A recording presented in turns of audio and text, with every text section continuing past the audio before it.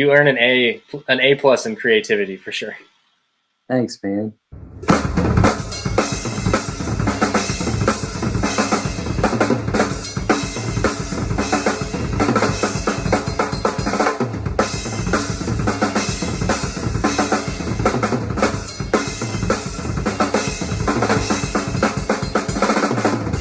I actually just got your record in the mail like a couple hours ago.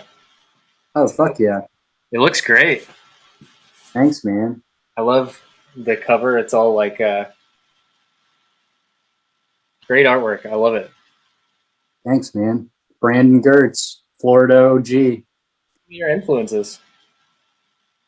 My influences, I think Dale Crover was a big one for me as far as the constant flam, just flam everything. That's something I definitely got from him.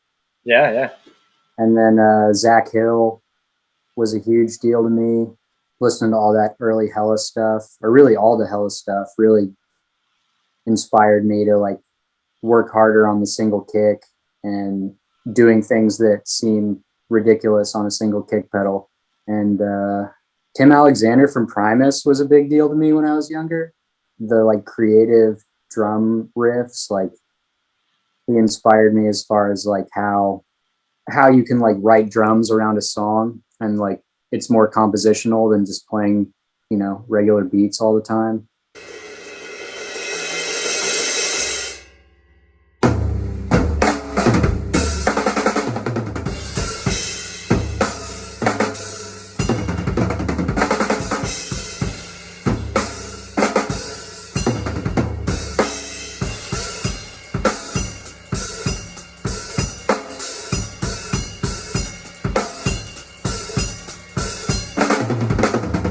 That's a pretty good mix of drummers.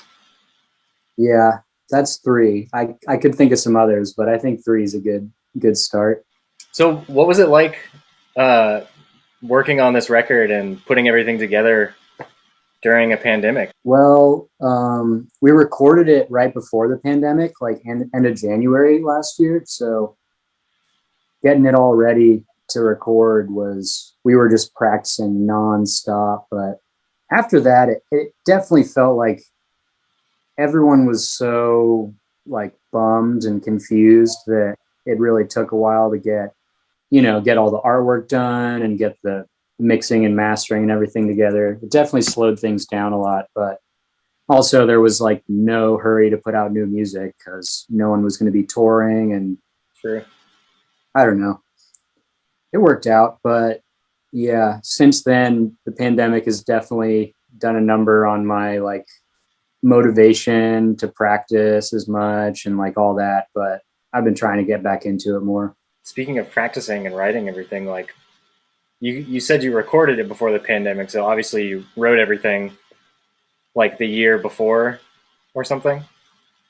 Man, maybe like the 3 years before we worked on it. Like practicing's always been kind of hard with Kaon living in Birmingham, and I think we were in a rut for a while, just like having a hard time like getting songs done. So then we'd work on a song for like a month straight and then sort of set it aside and work on something new and then like go back to that song and rework it or make changes and stuff. It was definitely very tedious process this time around. Whereas the last two records were like the product of a couple years of like just churning out songs. And then we had like 2 records worth of songs done before the first one was recorded pretty much. So this time it definitely took us a while, as everyone can tell by how long it's been since we released anything substantial. That's cool though. I mean, you spend time on something, usually it's better. Yeah, I feel like the product was worth it to me. I don't know.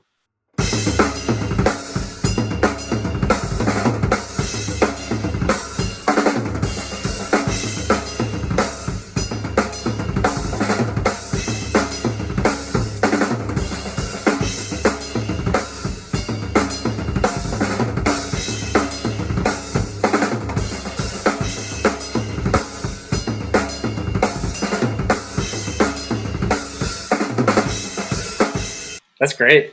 I'm definitely stoked to check out the whole thing. I've just heard the singles so far. Nice. Yeah. I Yeah. actually noticed that Catherine Edwards did vocals on 3 or 4 songs or something. Yeah, she does some like guest vocal or like little backup parts and stuff. You can like on that new track, the one that the video came out today, she does some backup vocals and they're Nice. definitely really obviously her when you listen for it. It's like me and Kaon can't make those noises with our voice, so That stands rules. out. Because Third Face, your guitar player vocalist plays drums in Third Face, right? Yeah, Their record is amazing. yeah, super sick. Maybe too good at drums for how good he is at guitar. Speaking of drums, how do you like write your drum parts with the band? Is it like all together at the same time?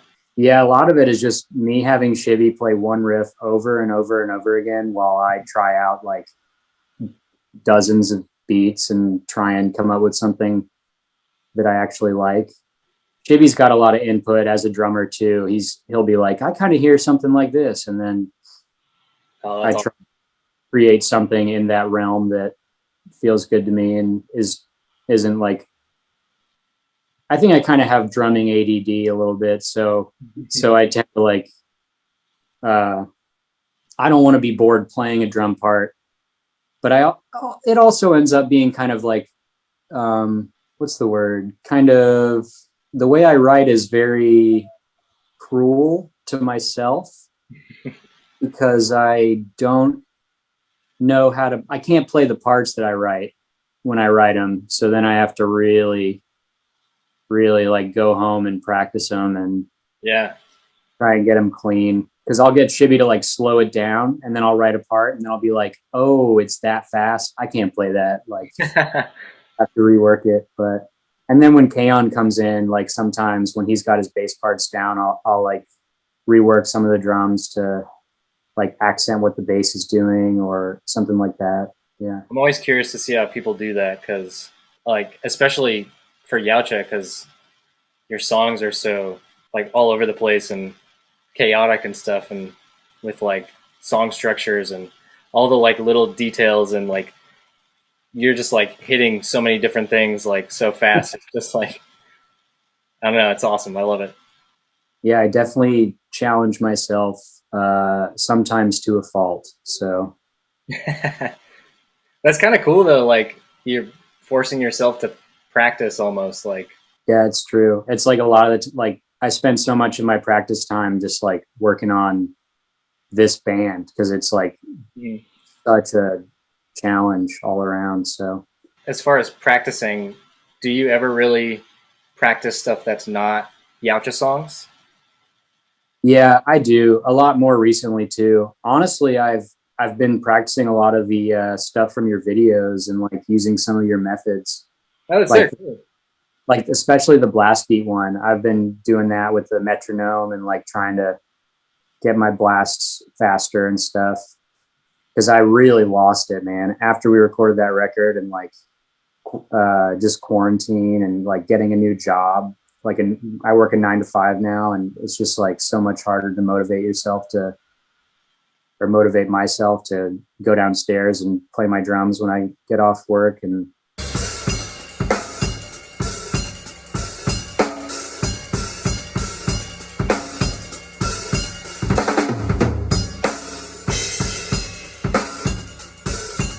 I've also been working a lot on like form, I guess, and trying to adjust my grip to feel more comfortable and like mess with moving my stuff around and just trying to make like moving around the kit a little more streamlined. And I'm definitely not there yet, but I guess that's how it goes. You're always working on it, or I'm always working on it. Totally, yeah. I like never feel like I'm good enough. Yeah, that's for sure, man. Sure most I people can relate. yeah. What's your current drum setup? I used to play like forever and ever. Every record I've played on, I played this like early 2000s Sonar kit that I've had since I started playing. There was like a 22, 14, 16. And the 16 tom was just like a Pearl export I bought off Craigslist for like $40 or something. But Nice. yeah, that was what I played forever. And now I just got this early 70s Rogers kit with Hmm. it's a 24, 13, 14, 18. I've just been using the 14 and the 18, but it's pretty sick. I really like it. It's been a big adjustment moving to a 24 and an 18 four tom, Hmm. um, but I like it a lot. Actually, we just filmed that video a few weeks ago that came out today, and I decided to use my old kit in the video just because it was like what I played on the record. And like playing that 16-inch tom for the first time in a while felt so weird, man. It was like, Yeah. it always used to be the opposite because I play on Shibby's kit at practice and he's got like a big old 18-inch floor tom. And that always felt awkward to me at practice. Hmm. But now I'm like, that's it. I'm used to it now. Yeah, going from 18 going down to a 16, I feel like the 16 always just feels like way too small. Yeah, for sure. But that's what I'm playing on right now is 13, 16 toms, and I love it. Yeah, I was always happy with it. And then I bought this kit just because I was like, man, I kind of want a big kit just to have. And I don't know. I can't tell if it'll become like the new Yautja kit or what, but it'll be perfect for Thou, like the just like big, heavy, slow drums. That'll be great. Oh, But yeah. might not punch enough for Yautja. Like the kick might not cut and stuff. I'll have to experiment with it. True, true. Do you have a 24? I have a 24 and a 26. Oh, wow. Okay. Yeah, That's the, cool. the 26 I mostly played with Axis and Gouge, and the 24 I don't think I've ever played a show with it. Oh, word. Damn. Big old kick drum. Yeah.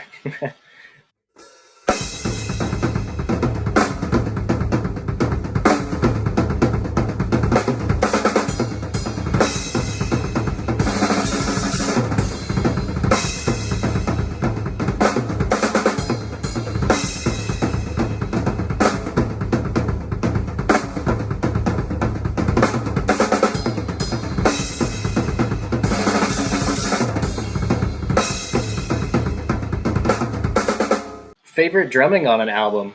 It's hard to choose one. I guess as far as like bands that I don't even consider an influence, maybe that, or I mean, they're an influence, but not one of the ones I listed. Like there's this band, Zona Mexicana, that just released like one 10-inch and a 7-inch and like a demo CD. But that 10-inch, the drumming on that is always like really blown me away. It's like so compositional and like dynamic and really, really interesting. It's like they're kind of like a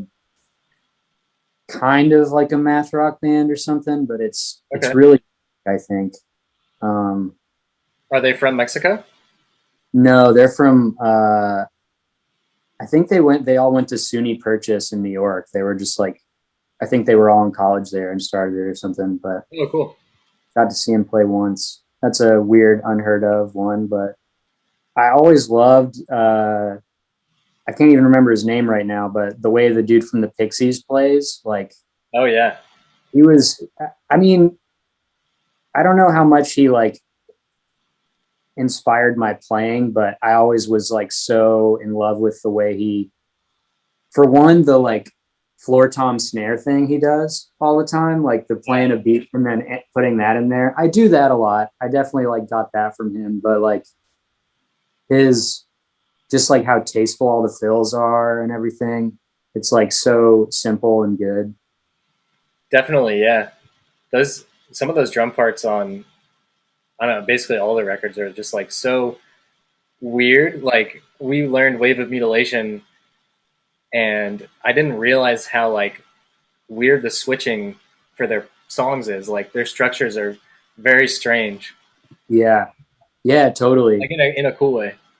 I've been listening to a lot of Pixies in the last few days, coincidentally. So I guess that's why I thought about it. But Nice. yeah. And then like some of the fills are really hard. Like he'll do the out of nowhere, he'll just do this like super fast, like triplet fill. And it's like, whoa, just comes out of nowhere, you know? It's cool.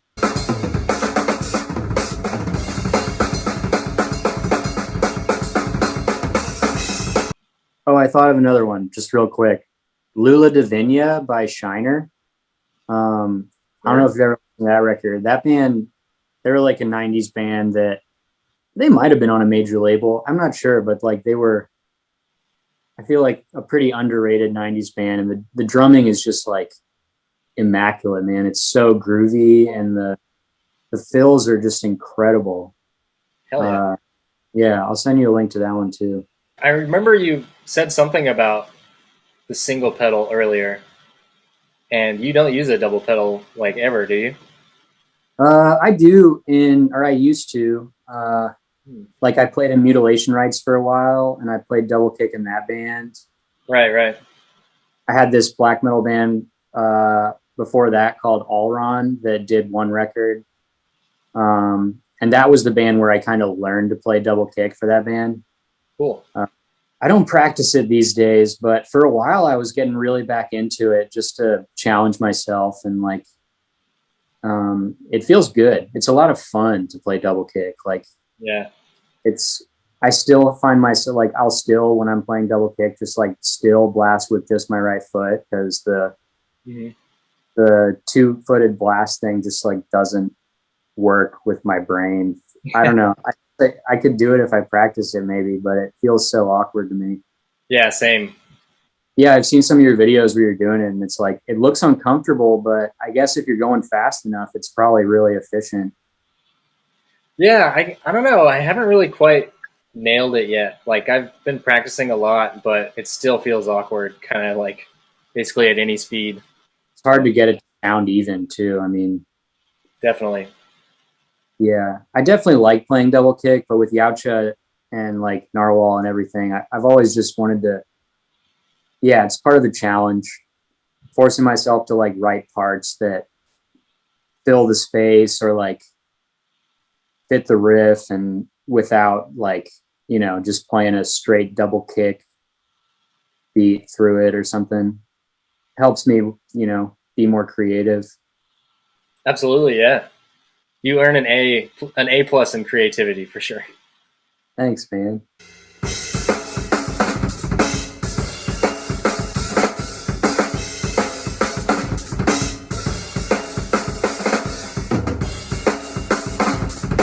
Lately I've been playing a 23K Zildjian Sweet Ride that I like a lot, and then my crash is a 20-inch K custom dart crash, I think. And then I've been playing like just regular 14-inch K hats for years and years. Nice. Then I got a hand hammered Black Beauty snare that I've also been playing for years and years. I mean, Um, yeah, that one's probably amazing. yeah, it sounds pretty sick. I've had to replace a lot of lugs and stuff, but Hmm. that's how it goes. What's that like? Is it a piccolo snare you're playing in some of those shots? Oh yeah, I usually leave my good snare at Chibi's and my good cymbals for Yautja practice, and then I've been playing this like Rogers piccolo snare, like vintage Rogers piccolo snare that I got at this shop that's like kind of like a giant pawn shop with books and records and stuff, but it was $40, dude. It was like the best purchase ever, and Wow. I really like it. It doesn't sound too piccolo-y to me. Like it's loud as hell, and Yeah, in those videos, I was like, "Damn, this thing is sick!" Like yeah, it's got a nice crack to it. yeah, yeah. I always sort of thought piccolo snares were a joke, and then I found that one, and I was like, all right, I'm gonna try this out. $40 is too cheap to pass up. Full on Rogers setup right now. Cool. I love it. Okay. All right, man. I'm gonna end it. All Uh, right. Thank you. Yeah, Have a good man. one. No worries. You too. Have a good one.